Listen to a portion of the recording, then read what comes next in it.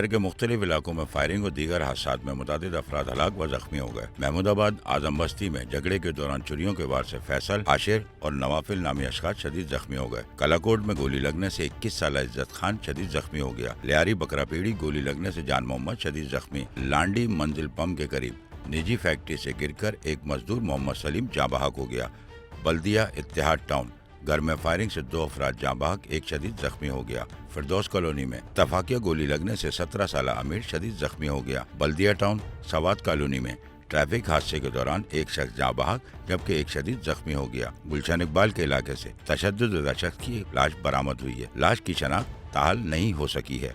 Sarjani town sector 8 Saiful मरी गोड से नामालूम शख्स की लाश बरामद। नादरन बाईपास झगड़े के दौरान गोली लगने से नवाज अली शदीद जख्मी हो गया। मंगोपीर इज्तमागा आपसी झगड़े के दौरान शरीफजादा चोरियों के वार से शदीद जख्मी हो गया। मिलेनियम मॉल में लगने वाली आग पर काबू पा लिया गया है। रेस्क्यू इदारों और दीगर एहलकारों ने बरवक्त कार्रवाई करते हुए आग पर काबू पाया। सच्चल न्यूज़ नेटवर्क की वीडियोस में खुश आमदेद। नाजरीन, वीडियो से मुतालिक अपनी कीमती राय का इजहार कमेंट बॉक्स में ज़रूर करें और चैनल को सब्सक्राइब करें।